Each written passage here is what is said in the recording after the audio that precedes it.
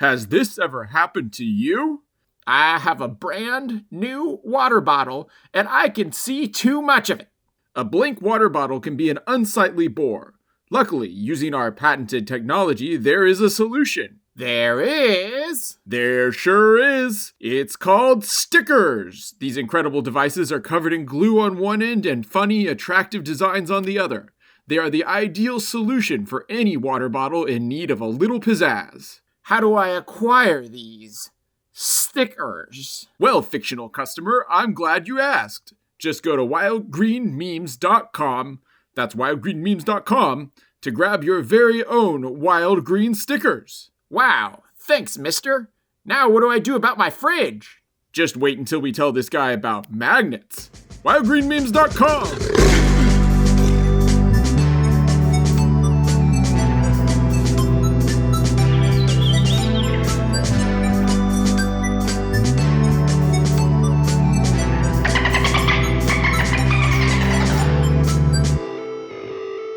This is Wild Green Streams. I'm Rhett. And I'm Io. And our guest today is conservation photographer, director of science and stewardship for the Nature Conservancy in Nebraska, and author of this month's Wild Green book, A Field Guide to Roadside Flowers at Full Speed.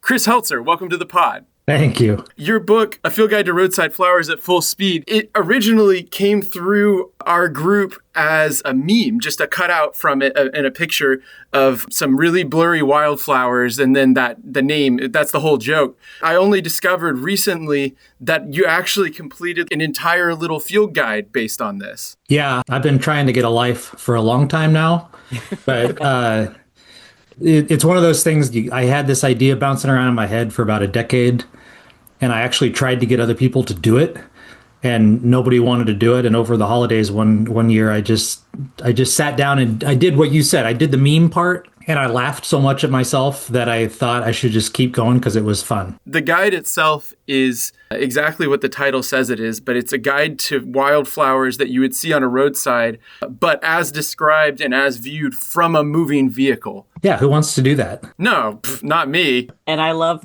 you have your website, which we'll talk about, The Prairie Ecologist, where your post about this is hilarious, saying all field guides out there have one massive flaw. They're designed for people who are slowly ambling about in prairies and other natural areas with nothing better to do than stop and stare closely at the minute details of flowers. Of course, there's nothing wrong with kneeling down and staring closely at flowers. I mean, we should all be so lucky to have the free time and apparently lack of responsibility to spend our days wandering around in fields of blossoms. And it's just, what about the silent majority of people who experience wildflowers the way General Motors intended, by whizzing past them in a fast, comfortable automobile? And the humor of that is just carries through the whole guide, and I just love it. It just makes it so fun to read, in addition to being, like, scientifically accurate. Well, I appreciate that. Like I said, it's one of those things that I figured if it would make myself laugh, it was worth doing. And if anybody else came along with me, that was great too. What was the original impetus that like spurred you on to create it? I mean, I think it's what you would guess, right? It's driving down the road, looking at wildflowers out the window and thinking, you know, what would happen if you took a picture of these flowers while you were actually going this speed? And then, oh, that actually might be really helpful in a funny way because that's how people would experience it. And of course it's not, but it feels that way. And then it just that little initial hook, because I drive a lot for work. I drive a lot for fun. I spend a lot of time looking at wildflowers, usually while I'm ambling slowly through a field. And yeah, it was one of those things that the idea made me laugh. And then I couldn't get it out of my head. And so I figured I had to do something about it. Your work in general is about the prairies in Nebraska. What is a prairie and what makes them so cool? Ooh, okay. Prairies are ecosystems that most people sort of underappreciate because they don't have the things that a lot of people expect nature to provide, right? Prairies are places that there aren't very many trees, if any. In fact, we work really hard to keep trees out of our prairies a lot of times. They are the places that people drive through to get to where they're actually trying to go. But because they're driving past them, they don't see what's really there, which is that prairies have an incredible diversity of life. But a lot of it is sort of hidden beneath the canopy, so to speak. It's a lot of times people describe it accurately, I think, as sort of like a coral reef where from the surface, you don't see a lot. And once you sink in and really start to look, that's when everything sort of comes into focus and you see what's really happening. So yeah, prairies are dominated by herbaceous plants, right? Non-woody plants, grasses, wildflowers, sedges, things like that. They can be really small. A lot of the prairies we have left in the Midwest of the US, for example, are really small, isolated patches of what used to be there. And in the western part of the range, they're these huge, expansive landscapes, and a lot of people experience them through movies and TV with these, huge sweeping expanses of grass with bison or cowboys and Indians or whatever your first exposure was media wise to what those grasslands look like. Are prairies and grasslands the same thing for people who are unfamiliar? Yes, for the most part. I think a lot of people would say that grasslands is a more general term, meaning anything that's dominated by grasses, and prairies is probably a little bit more qualified, meaning that it is got a more diverse mixture of plants. And some people would argue that it also should be something that has never been plowed versus something that's been a cornfield at one time and then was planted back to prairie vegetation. You could have that argument about whether that new thing is a prairie or not. Oh, interesting. So I know that with forests that there's a certain set amount of time after which they would be considered old growth again. Is there that same concept with other habitats like this? An old growth prairie. Yeah, you've touched on a nerve. It's a big discussion and it's a really interesting one. I think the way I would come down on that is that a prairie is a prairie if it supports the species of plants and animals and other organisms that live in grasslands, live in prairies. When we do a restoration project, a lot of the restoration work that I do and I work with is we take a small patch of prairie that's never been plowed, but it's too small, for example, or disconnected from other sites and in a way that makes it less functional. And the restoration work we do is to fill in the gaps between a couple of spots or to make a small piece bigger. And so then when you're talking about the prairie is sort of the conglomeration of all of that, rather than focusing on an individual planting or an individual patch of unplowed.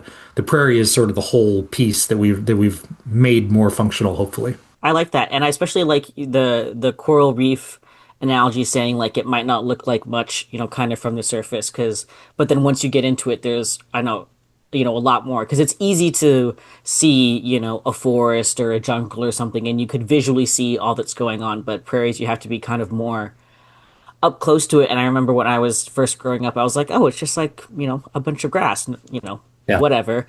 And then learning more is like, oh, they actually like support a huge amount of life. They sequester a bunch of carbon, way more, like it's like more than forest, like a whole bunch. And their ecology is way more complex than I like had originally thought. And they're like, they're like unassuming, hiding in between, tall grasses and stuff.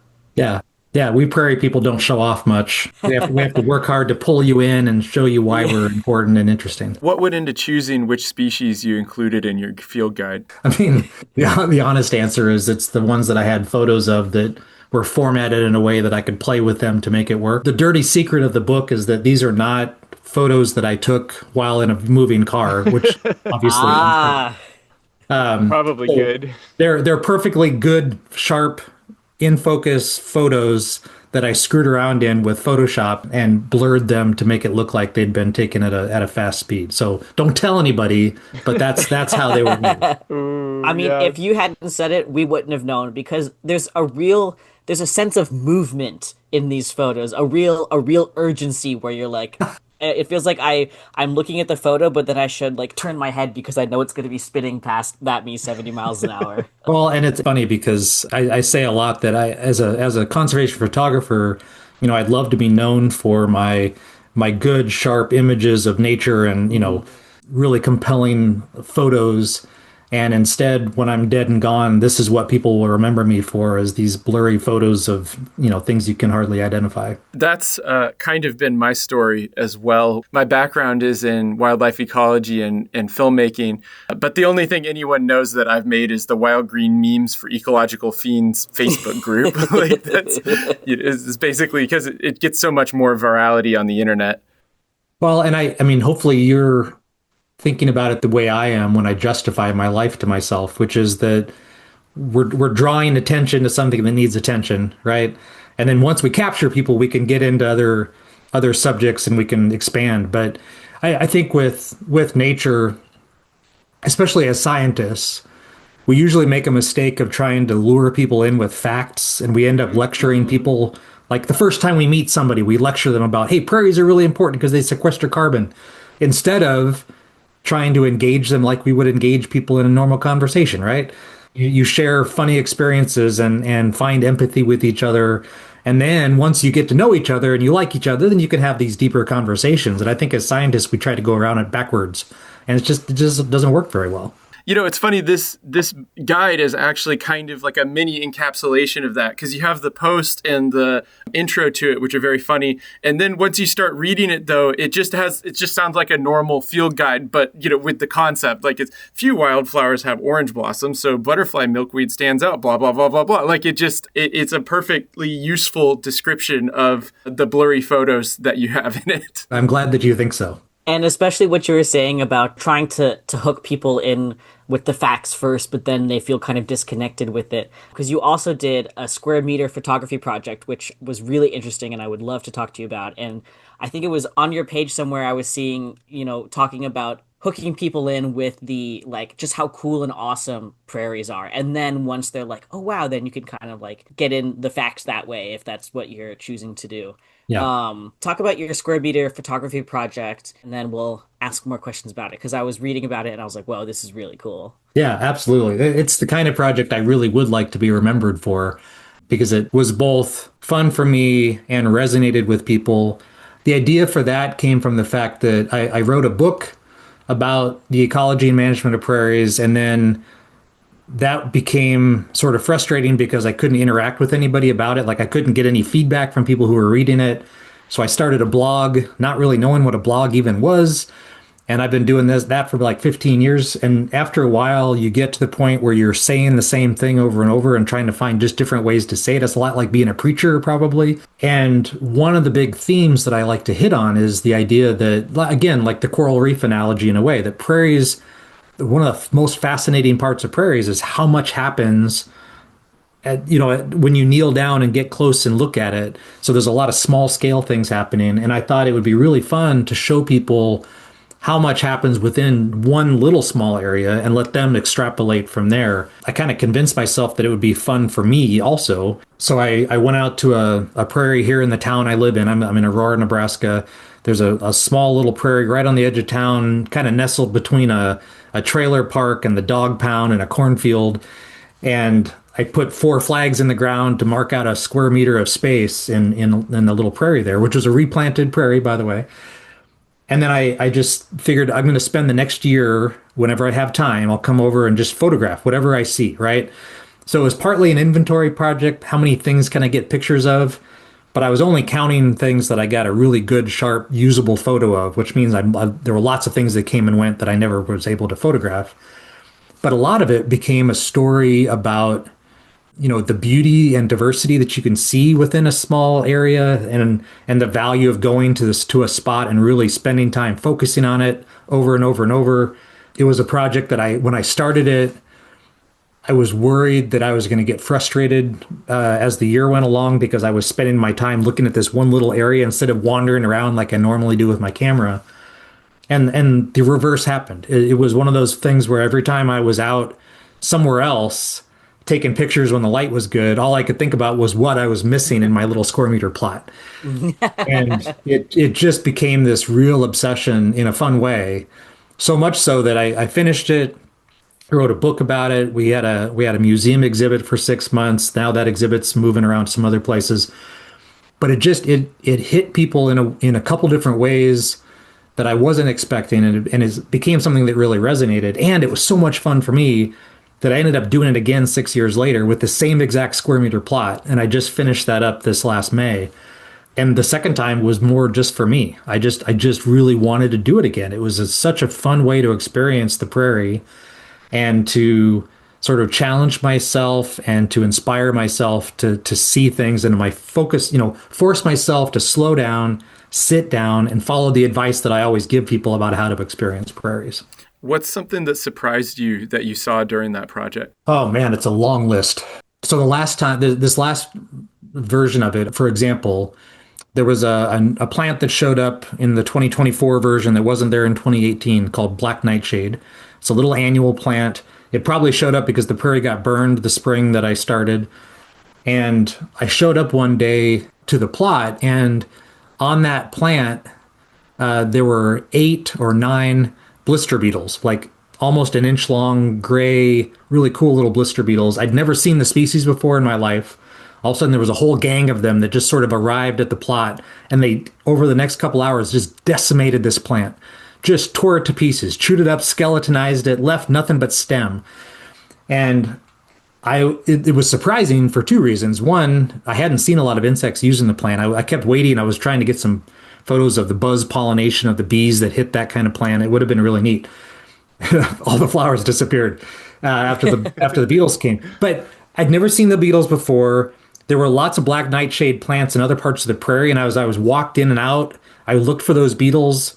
Never saw them again the entire rest of the year. Haven't seen them since. Why they chose to show up, in force on that particular day and eat that particular plant, I have no idea. But it was really fun to see it, and I'm glad I was there. And then I actually was fun because I kept going back to the same plot. I saw the plant recover, like it really did. It grew leaves back. It ended up reflowering. It produced some viable fruits by the end of the season. So that's just one example. And you start to get invested in the individual plants and the individual spiders and things that you see from day to day when you go back over and over. That was going to be my next question of returning to the same plot over and over. Did you develop, I don't know how you would describe it, but like a particular affection for this one square meter plot of land? The plot itself, I developed a real connection. This second time I did the project, I was there way over 100 times across the year. There were days that I went back 2 or 3 times in the same day because I couldn't stay away. Every time I wasn't there, I wanted to know what was happening, right? So that was really fun. And then, the plants for sure were the same plants day after day. I had no question about that. And it was really fun to watch them, grow, flower, produce seed, go dormant. You asked about something surprising. Here's another thing I learned just because I was at the same plant day after day, which is that there's a butterfly milkweed plant in the plot, and it produced these seed pods, and the seeds all blew away eventually. And then the pods were sitting there empty, and they were open and empty until it rained. And when it rained and they got wet, they closed up again. And then the next day they dried up and they opened up again. I had no idea that happened. And I don't know how I ever would have discovered that, except that I'd watched the same plant day after day and photographed it. And I noticed it was different when I came back after the rain. Just so much fun. But then, there's examples of, there were spiders. There's a spider called the lynx spider, like the cat, like the wildcat. And I would see a lynx spider probably every other time I was there. And I photographed have lots of photos of them feeding on things, just running around. I had one that laid an egg, had an egg sac full of eggs, and I watched the egg sac break open and the eggs hatched and the spiders came out. And I was photographing little spiderlings all over. There were probably 30 different lynx spiders, but it felt like the same one, right? And it was really neat to be able to watch through time and then kind of root for the success of the egg sac and congratulate the spider when all the eggs hatched. And it just, you develop these relationships with these things that you see day after day. I can't remember who said it or where I saw it, but recently I saw a quote it was something along the lines of, to find beauty, you don't have to look further, you have to look closer. And I think this project is a great example of that. I'm also love doing macro photography, at the beginning stages of figuring it out and getting, fine tuning everything. And I truly, because there's a lot of, the sweeping landscapes get all of the notoriety, but really, like, you can see so much if you just look closer. And this is just in a 1 meter square plot. That's not a lot of land. Yeah. So nature and diversity is a lot closer than a lot of people think. And so I feel that people think they're probably very disconnected from nature, but really it's right there. It's just literally right under your nose. Well, I'm so excited for you to get into macro photography more because it'll change your life. I mean, maybe it already has for you, but when I got my first macro lens, I still remember how much more fun photography came immediately. It was, and a lot of it's what you're saying. Part of it is you look more closely and you see different things. But with macro photography, you can do it anywhere, right? You can step outside your front door. You can take pictures of ants running around in the cracks of the sidewalk outside the door. You don't have to have what most people would consider to be nature, let alone wilderness, to be able to get some phenomenal photos and to explore the world in a new way. You could spend time with a potted plant on a balcony of an apartment, and you could photograph all the things that come and go and visit the plant and just have a spectacular time with a macro lens and a camera. Or again, you don't even have to have that, but just focusing on those little things with or without a camera it just changes the whole way you see the world. Yeah, totally agree. Something you said earlier was that some people have a kind of a narrow definition of prairies based around whether or not it had been plowed before. Is there a whole lot of land out west that hasn't been plowed? There is. So I'm in Nebraska. Nebraska has, I think, 41 million acres of land, and about half of that is still grassland. Wow. And the majority of that has not been plowed. So we have a lot of grassland. The vast majority of it is privately owned. It's ranch country. A lot of it is in really good shape. Some of it's not, but a lot of it is in really good shape, and it's very well managed by those ranchers. We're lucky in Nebraska. We have the Sandhills landscape, which is a 12 million acre contiguous grassland. It's the second largest contiguous grassland on Earth. It's got, pronghorn antelope and prairie dogs and burrowing owls and different species of prairie grouse. You can stand up on a hill and see nothing but prairie for miles at a time. It's an amazing place, but it's not well suited for a lot of tourism because most of it's owned privately, right? There's some public land. Fish and Wildlife Service, Forest Service has some land, but it's not on the interstate. People really don't know about it, which is a shame in some ways, but also nice in other ways because those of us who live here don't need a lot of extra visitors coming through. But yes, the answer is yes. There's a lot of grassland out there still versus, in the eastern part of Nebraska, and then from there eastward into like Illinois and Indiana. Most of the tallgrass prairie is pretty fragmented and the remaining pieces are typically fairly small and isolated from each other. That's so good to hear. I didn't actually understand the extent to which Nebraska's habitats were still intact.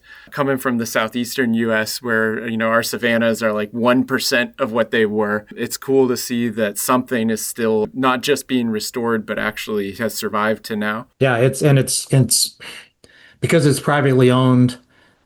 There's a lot we don't know about the plants and animals out there because it's hard to get access to some of that private land.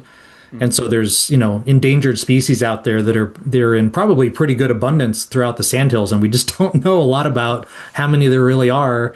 And which is okay. Like they're doing fine. They don't need us right there. We can focus on other places. If you were going to do another high-speed field guide, would you do it to the same area? Or would you have a different habitat for it? The idea that I've talked about with people, and I honestly don't remember if it was my idea or someone else's, but the idea was to look at bug splatters on windshields and try to identify that, right? So you just take a picture from the inside of a car at the splattered bugs, and then you try to identify what those are. I think that would be a lot of fun too. We had a professor in undergrad, Io and I went to the same university, who wrote that book. It was called That Gunk on Your Windshield. Oh, actually, wow. I'm trying to get him on our show, actually. Fantastic. I'll listen to that one. He wrote it back in the 90s, and he got an Ig Nobel Prize for it. And it was kind of like this field guide, honestly. It was a joke field guide with real descriptions in it. And he got on Jay Leno and all this stuff. It was like a big thing 30 years ago. Man, yeah, he did what I did, but way better, apparently. He got on Jay Leno.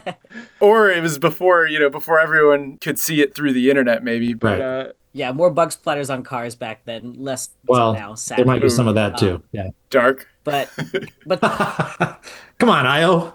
I know, I'm trying. Sorry. We'll cut that. It'll be fine. But you know what's great for the bugs and just bringing it back? Prairies. There you Prairies go. Are great for insects. Way more than you would think. That's right. Yeah, you could just look at all the species in the square meter photography project, Yeah. Crazy. Well, and we didn't even talk about that, right? The second time around, so the first time I did it was in 2018. and I photographed 113 different species of plants and animals. I thought, wow, that's pretty great for a square meter of prairie. And again, I got a book out of it. Lots of people thought it was exciting. The second time, for various reasons, I ended up with way over 300. So I was 320 right now, but I'm waiting to get some things identified. It may come down a little bit, may go up, I don't know. But I mean, well over 300 species in a square meter plot across 1 year. That feels pretty amazing, and it's a number that gets people's attention, which is the real point, right? Yeah. That's why this project has been a lot of fun, because it brings people's attention to something that they just would otherwise dismiss as, this flat, boring, grassy area that nobody cares about. Why do you think you got so many more the second time? I think there were a couple things. One, the prairie got burned that spring, and it didn't the first time around. And the fact that it wasn't burned the first time meant that there was a lot of thatch on the ground, which slowed down some plant growth. It made it hard to see the soil surface, and so there were things running around that I probably just couldn't see or weren't there. And after it was burned, I could see better. There was the soil warmed up faster. We got a few extra plants that wouldn't have shown up the first time. Second reason is that I went more often, so I spent more days there. So obviously that's going to result in more species photographed. And then, but the biggest reason I really think is that I was better at it. I mean, I knew what I was doing. I knew that if I stuck it out for an extra 10 minutes, I'd see something really fun. I got to the point, I would just show up and I would look and I didn't see anything immediately. So I just lay down, put my chin in my hands, and I just stare at it until I saw movement. And when you get good at that, there's always, always, always something there. I never visited the plot, even in winter, and came away without photographing something that I was excited about.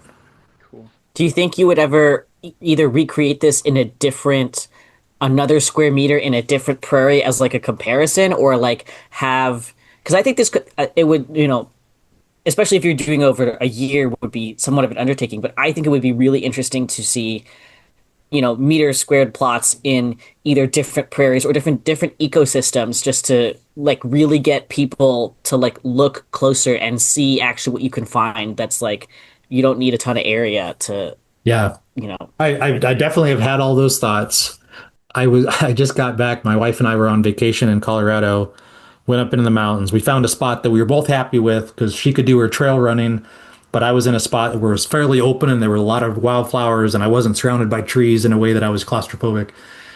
And I came very, very close to doing a 1-day square meter plot project near our campsite, because I thought that would have been a blast. But I do think I want to do that sometime around home here, where I just I go out and find, like you said, a different place, different kind of prairie, or just a different site, and just set up and spend from, pre-dawn to post-dusk doing everything that I can within a plot in 1 day. I think that'd be a blast.